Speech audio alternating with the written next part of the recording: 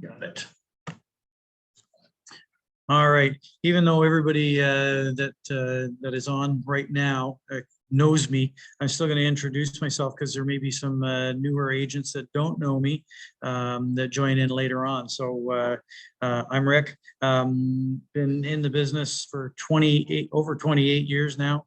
I do about 25 to 30 deals a year on average. So as far as negotiating goes, I've negotiated a lot of deals over the years. So this information that I'm giving you comes from experience, and everything that I'm going to talk about today, I didn't pull any of this out of a book or anything. I just pulled it out of my head. So thin air. Those are that's where I got all this information from. But I think you'll enjoy it. And anyway, so that's my little introduction. So I think we can all agree that with the current bizarre pricing tactics that we're seeing in the market, it's making it a little difficult to determine what the value of a property is, let alone what price a seller is willing to accept. These are two completely different numbers in most cases right now. And seeing listings canceled and relisted 4 times in 2 weeks at different prices with a $400,000 price swing, it's leaving us all scratching our heads. So, the idea might be right now to accept an offer before prices drop any further. But so we're not seeing any multiple offers, right? Sellers are standing at the end of their driveways, wondering where the buyers are, when the buyers are coming back. And Gina, you're running away on me here. That's okay. And the buyers are rubbing their hands together, thinking they're going to get a dirt cheap bargain, right? So the time has come when we need to learn how to negotiate or relearn how to negotiate. So negotiation, the definition is a strategic discussion that resolves an issue in a way that both parties find acceptable. In a negotiation, each party tries to persuade the other to agree with his or her point of view. It's convincing. I'm emphasizing the words persuade and convincing, just in case that wasn't coming across. But it's convincing the other party that this is what they want, or this is what is good for them. In a good negotiation, both parties will feel like they've benefited, the old win-win scenario. So first of all, everything can be negotiated. Anyone with kids knows this is true. I don't want to eat my veggies. Well, Timmy, if you want to grow up big and strong like Buzz Lightyear, you're going to have to eat your vegetables. That's a negotiation. All right. As parents, we spend most of our time convincing or persuading our kids to do what we want them to do. So some of us are really good at this. You guys that don't have kids or have little kids, you may have to grow into it. And we even do it to each other, right? Even simple things like, do you want to take your car or mine? As well, what are the benefits of taking your car or taking my car? Let's see. Well, your car's better on gas, but my car, the air conditioning's working. So on a day like today, that's the car we take. But might be different depending on where you're going and what you're doing. So the choices might be different. It's all negotiating. I want to take my car because the air conditioning's working. So I'm convincing the other party that we're doing that. So we can change screens now. So as a realtor, 80% of negotiations in real estate deals is actually negotiating with our own clients, let alone, the back and forth between agents and offers. Really, most of our negotiating happens with our own clients. And I'm going to throw out numbers like maybe even 90%, and only 10 or 20% of negotiating is with the other party. So I'm pulling those numbers again out of thin air. But if you use a statistic, that's 83% more convincing when you're negotiating. So anyway, so when working with buyers and sellers, I like to get into the habit of asking yes questions. In a listing presentation, for example, if you can get the client to agree to a series of smaller, less significant things, like, is it okay if we sit at the kitchen table?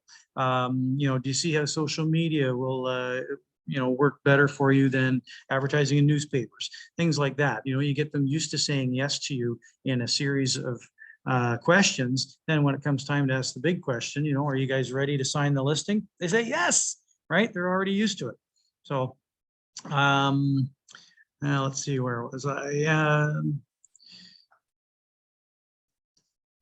So that's why we use a listing presentation. It's a tool for convincing, there's that word again, convincing the client to work with us. So next slide. So what are some examples of some yes questions? And every time you ask one of these, nod your head, yes. All right. Do you see how that makes sense? Yes. Wouldn't you agree? Yes, yes. Can you see how you would benefit from that? Yes. So always nodding your head. This puts you in a good position, don't you think? Can you see the advantage of doing it this way? Yes, yes. Would you agree with that statement? Yes. So somebody taught me this years and years ago, and it works very well. Wouldn't you agree? Yeah. So when I ask you, wouldn't you agree? And I'm nodding my head, yes, it makes it really hard to say, right? So I try this on your spouse or significant other. So, honey, maybe you should clean the kitchen tonight because we have company coming tomorrow and you do a much better job than I do. Wouldn't you agree? Yes. I do. I am the better cleaner at home, so I understand that. So my approach or tactics, by the way, I never like to look like I'm using sales tactics. Anybody ever bought a car, what can we do to put you in this car today? I hate sales tactics. All right. But my negotiation style or approach is going to be different depending on a lot of factors, really. Who am I working for? Would be one, buyer or seller, right? What are the market conditions? Is it a buyer's market? Is it a seller's market? What's the demand? How hot is this property? Is it a dime a dozen cookie cutter subdivision home, or is it a one of a kind? So what's the demand for this particular property? All of those things are going to change potentially my approach to negotiating. But as a general rule, I always like to keep things happy and positive, right? You never insult the other party.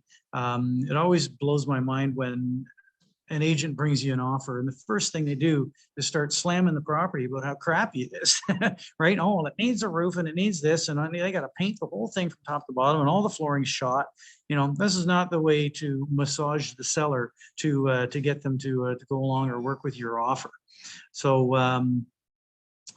or in a sign back sitting at the table. I've had this happen. You're not going to believe it, but I've had this happen where an agent sitting at the table during the sign back and said to my seller client, come on, you can do better than that.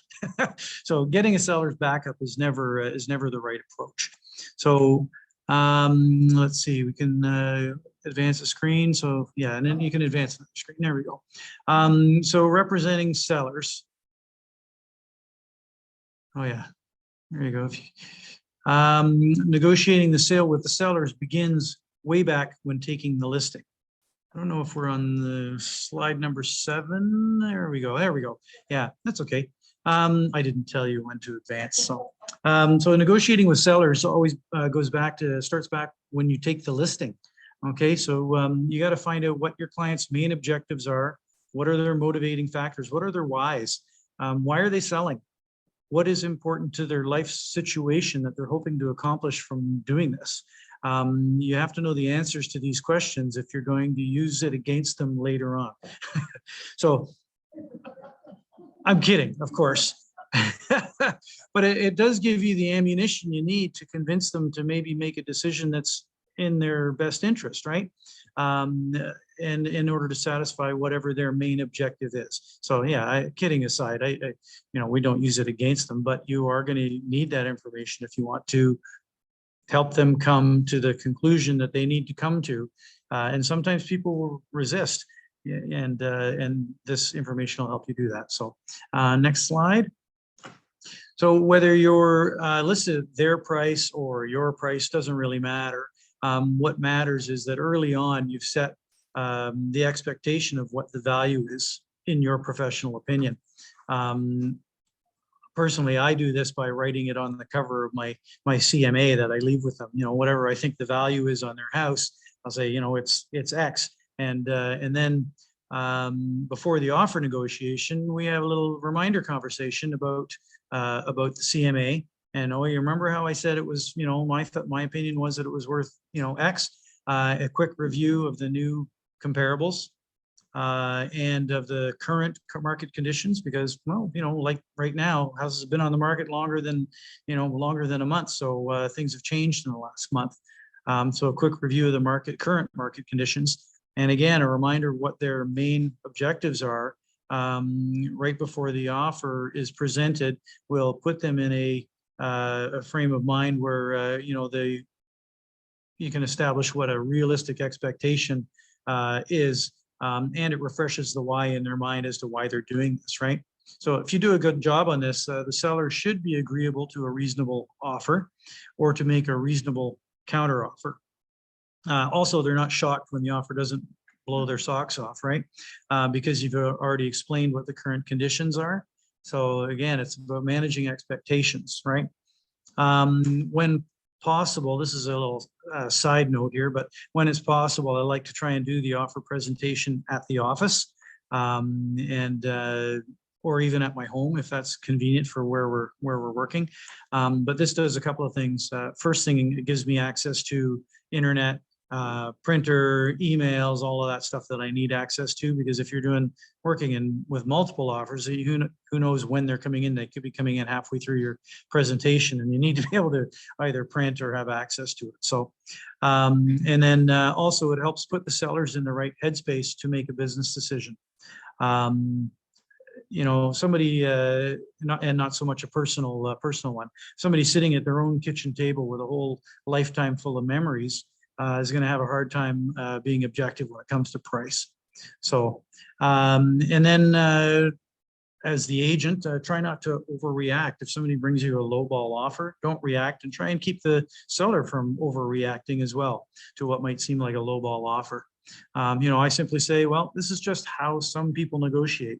And, if you've been around for any length of time in this business, you'll know every offer is different. Every buyer and every seller is different. And every time you do this, it's going to be slightly different. So I just say, that's just how some people negotiate. It doesn't mean we can't come to an agreement. It just might take a little longer. That being said, in my experience, shorter negotiations usually have happier parties to the agreement. So, I've had sellers decide not to counteroffer or counteroffer at full price when they get a lowball offer. So that's fine. It sends a message that the seller is insulted and not willing to negotiate, which is probably against their best interests, right? And when sellers do this, a lot of times the buyer will just move on to another place, even though there might have been a little wiggle room. So as often as you can, try to get a sign back of some kind, and a reasonable sign back that, that shows that, no matter how frustrated your seller is, that you're willing to play ball. And again, depends on market conditions. Maybe you're not willing to play ball. If it's a seller's market, there's 3 more people lined up to bring you offers in the next couple of days, then you may blow this one off. That's fine. That can happen.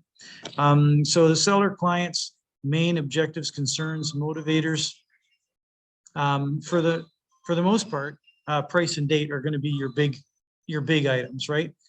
So if you can't get both, remind the seller that while they're not getting the dollars that they wanted, that they are getting the date. Well, it's, if that's an important thing to you, remember that you needed to be moved to so-and-so by the beginning of the school year, or you needed to be, transferred to Edmonton by, whatever date for your job transfer.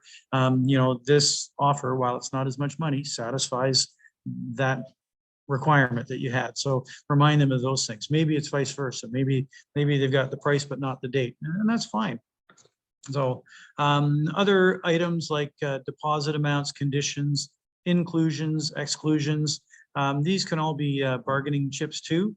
And I do like to try and get those things out of the way early, so that we're really just talking about price and date for the most part. So, if you can get those inclusions, exclusions, blah, blah, blah, out of the way early. But they might be other concerns. What things might add value? So seller might have other concerns, fears, or motivators too. Like maybe they've got a barn full of old junk that they have to get rid of. and this is going to be a concern for somebody, right? Or a, what value would you place on that, not having to clean out all of that barn? We always put that condition or that term in our offer of place will be in a broom swept condition, right? Well, what if you left that out as a buyer's agent? You left that out knowing that this was going to be a benefit to that seller, right? The seller's going, oh, like I don't have to get rid of the abandoned cars in my field. Lucky days, right? So, think hoarder house, just walk away and the buyer will take it as is. Your seller doesn't have to deal with all that stuff. There's a huge value to that because maybe your seller doesn't have the ability, maybe they're physically incapable of removing all the garbage and things from the house. That's why it's like that in most cases. So there's a definite value to that kind of thing. So let's see here. So yeah, by scratching out that clause or not including that clause, it could be a huge benefit to a seller in some situations and could benefit the buyer financially by a lower price if they're willing to accept the job of the cleanup. So look for solutions and think outside the box. So next slide. So buyers, representing buyers now. Same way you need to understand your seller's main objectives, concerns, and motivating factors. You need to know all of the exact same things about your buyers too. If you've got a buyer who's 80% of the way to a deal, you don't want to lose it over a few dollars or over something that can be overcome, like a closing date or like, extra debris that they're going to have to clean up or something like that, right?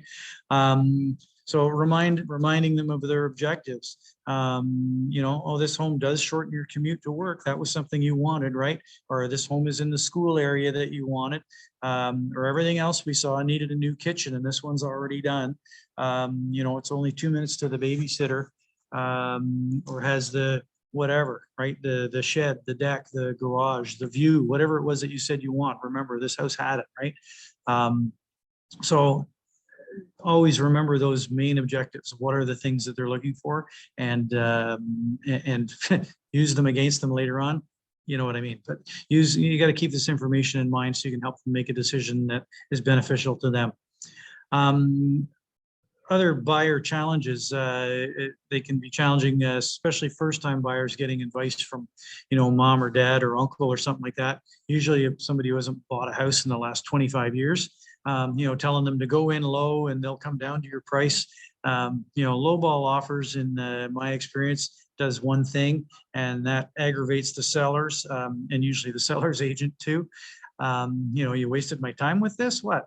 And any goodwill that might have existed between buyer and seller now has vanished. So again, using the comps, chat about the market conditions and a reminder of their main objectives, and try to convince them to go in with a reasonable offer, or even better, I like offers that have the potential to be accepted as is on the spot, where the seller looks at it and goes, this is great. I don't need to change anything. Yes, I wanted $2,000 more, but you know what? I'll take this. It's done.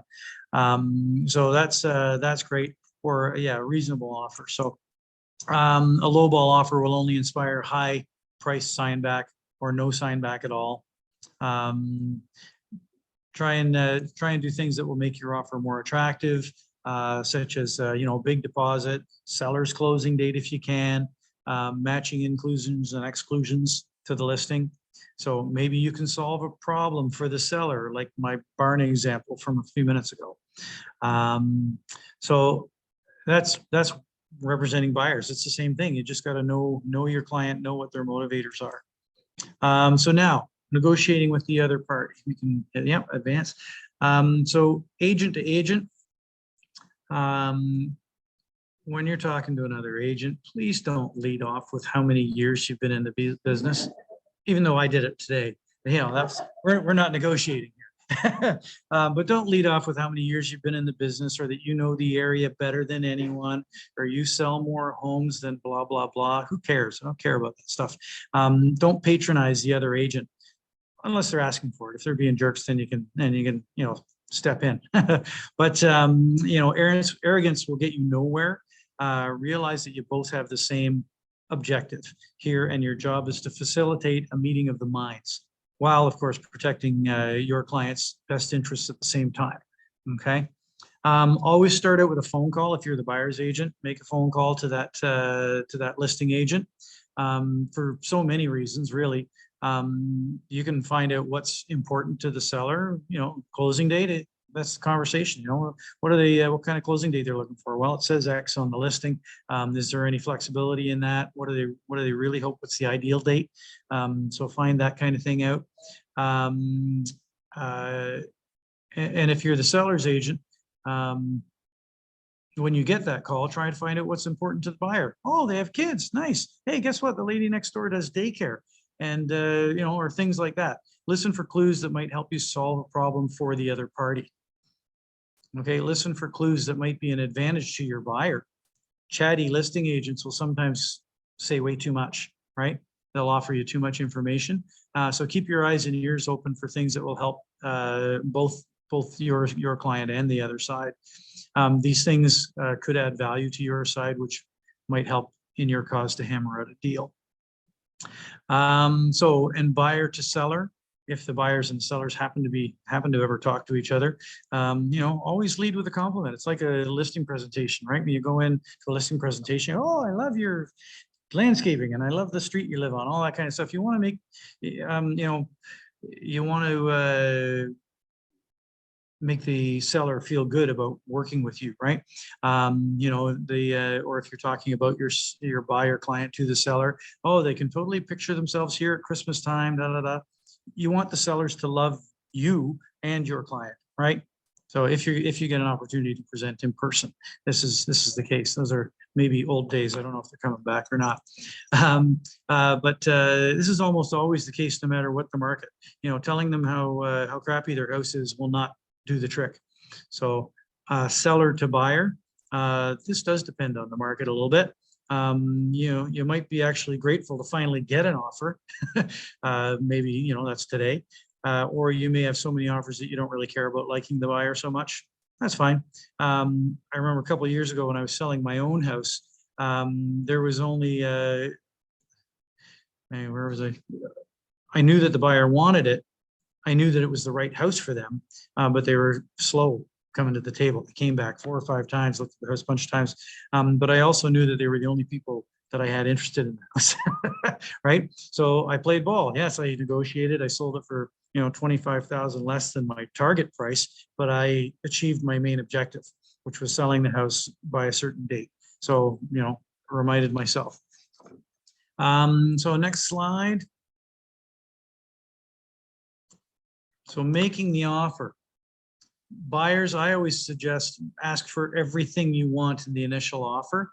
I find that asking for more inclusions on signbacks feels like nickel and diming to me. So I always like to ask for everything, and you'll quickly find out what's acceptable and what's not. Sellers, I have kind of mixed feelings about holding back appliances or hot tubs or things like that as negotiate and introducing them later as negotiating pieces. Maybe the people have already said, that's okay, we don't like that fridge and stove anyway. and then when you try and reintroduce that later on, you find it has no value to that buyer whatsoever. And the buyer may be going, no, I don't really want it. So I would include everything as the sellers too, right? Your competition's all including their appliances, so you should too. Unless you're really prepared to move that fridge or that hot tub or whatever it is that you thought was a bargaining chip, because again, that buyer may not want it, and then you're trying to move a hot tub. So let's see, getting all the minor details out of the way early on. I mentioned that earlier, so that you're really dealing with just the main items of price and date. This is, again, what I like to try to do. No point in talking about price and date if you can't agree on all the small stuff, right? So, you can't agree on conditions, or you can't agree on whatever other items, then you're never going to come to an agreement on price and date. So, and sometimes I'll have buyers suggest that we split the difference, right? So that's fine. That might work out. But what if the seller goes, well, let's split that difference. Now you're going, okay, well, then let's split this difference, and you end up splitting hairs. But sometimes it works, sometimes it doesn't. But realize that if you want to split the difference and you offer that as a solution, the other party might offer it as a solution to your sign back. So, so I say knowing when to accept, know when you've got the best deal that you can possibly get, and don't try to push further. Again, that just aggravates people, aggravates buyers and sellers. They have sellers say, well, let's just try and go back for another $2,000. I'm going, really? You've done really good here. Why aggravate the situation? They've already said 3 times that this is their top offer, and you want to go back and do that. They may just walk away. So, yeah, if you try to play hardball by saying, 550 and not a penny less, the other party might walk away thinking that you've actually dug your heels in, when really you might have accepted 548 anyway. And who wouldn't, right? So, so my next slide here is, I added this as a last minute thing kind of yesterday, thinking, negotiating who has the power. Everybody always wants to know, well, who's got the power in the situation? Well, it's all about supply and demand. In a buyer's market, it's the buyers. In a seller's market, it's the sellers. So, it can depend on the desperation level of the buyer or the seller, regardless of what kind of a market it is, right? Or how unique the property is in question. If it's a really unique, one-of-a-kind property, the buyer may be absolutely desperate to get his hands on that property. So, and again, it doesn't matter what the market conditions are, whether it's a buyer or seller's market. And then the seller who says, well, if I can't get what I want, I'll just get what I want. I'll just keep it. Well, that guy's got some power too, right? If he doesn't have to sell, then he's got some power. Investment buyers, who aren't going to live in a house, they're not emotionally invested in the property, and if the numbers don't work, they're just going to walk. They'll carry on, go on to the next one. So the answer to who has the power is that either the buyer or seller can have the upper hand, just regardless of the market, depending on all of those things that I just mentioned. So, and then I got deal breakers. I don't know if there's another slide after that one or not. But deal breakers, knowing when to walk away, or knowing when to hold your ground. So agents will bluff. See it all the time. So I've got a couple scenarios, and I was going to throw this out to questions, and I can still. So scenario 1, seller's market. House is sold COI, and the inspection reveals some items that were, in my opinion, plainly obvious, but the buyer wants some money off the purchase price. So, and the agent admits to me, the buyer's agent admits to me, he's shown them 50 properties and lost out on 4 deals already. What would you do? So, anybody want to chime in, or you just want me to, I can just give you my answer? Yeah.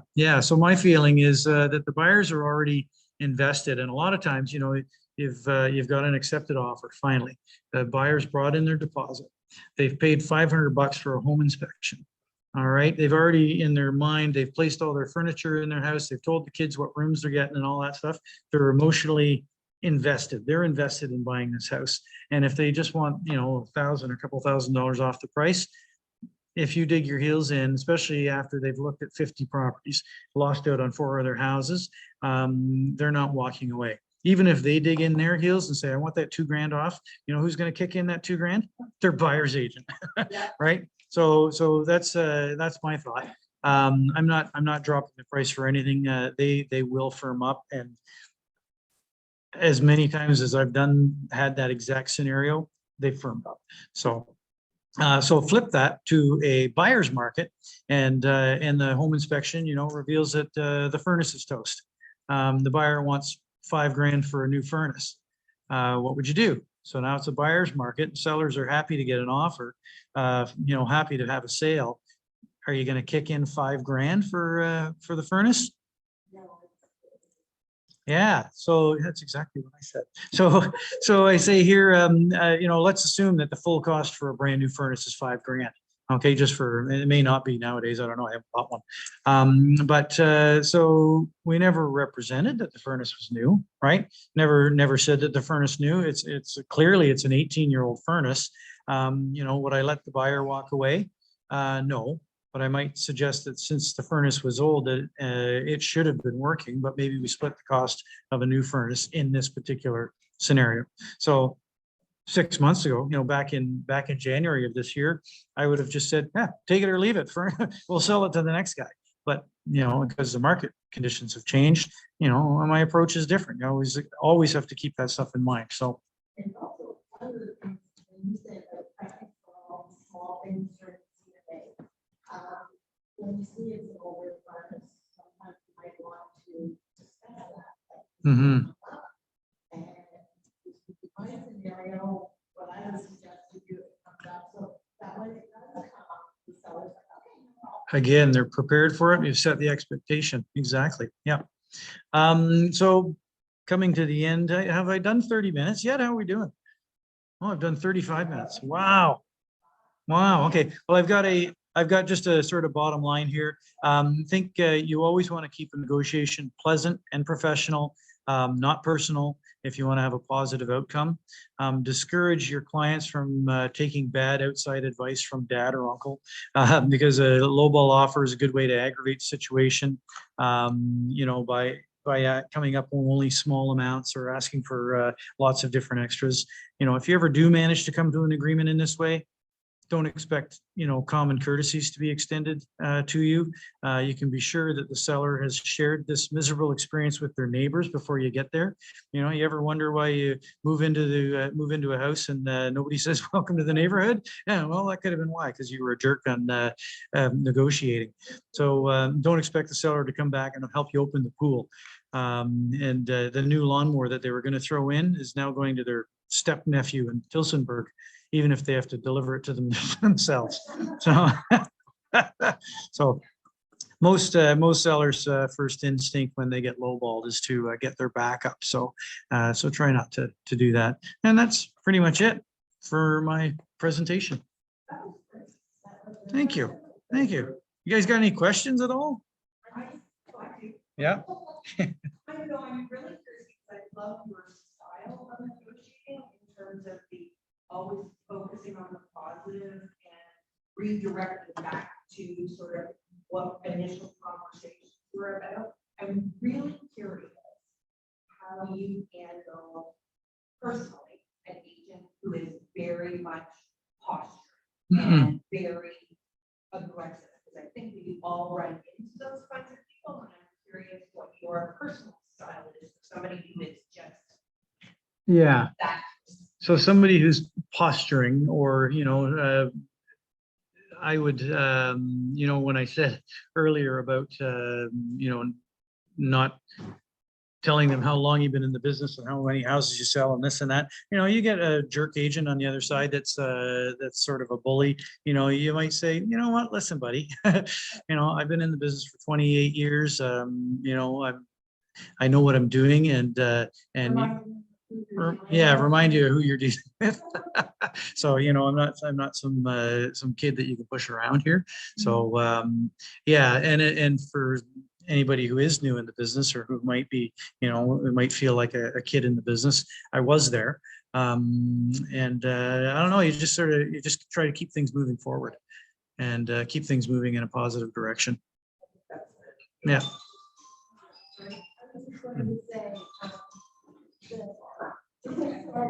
That Joan hates to say how long she's Mm-hmm. and she's wonderful to listen when she's talking to somebody on the phone. Mhm. She always prevents that, and she just listens to what they have to say, and she'll bring back to her. She just started. Wanted to be, yeah. They say, okay, this is that. So, now are we gonna look at this price and see what we can do with it? Yeah.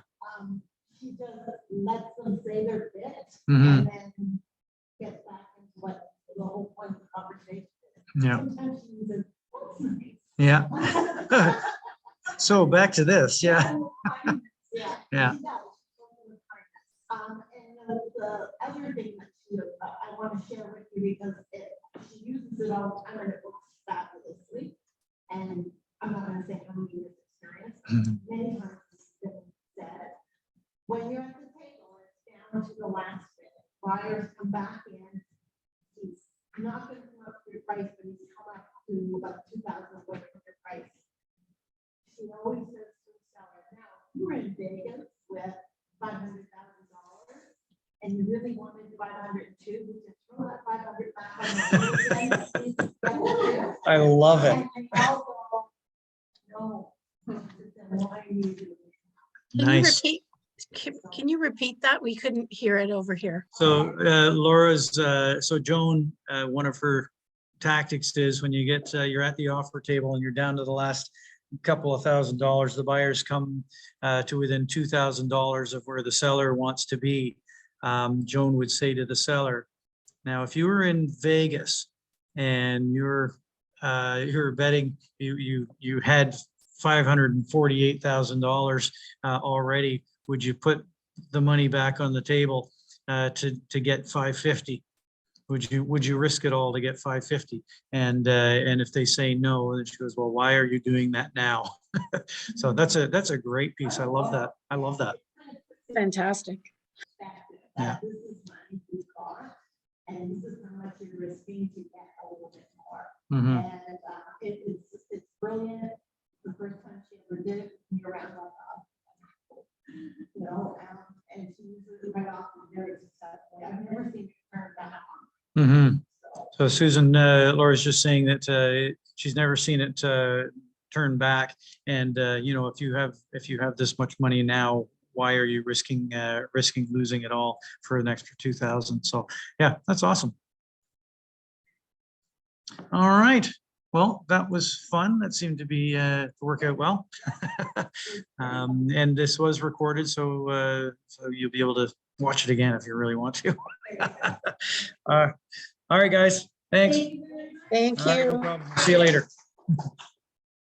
Have a good day, everybody.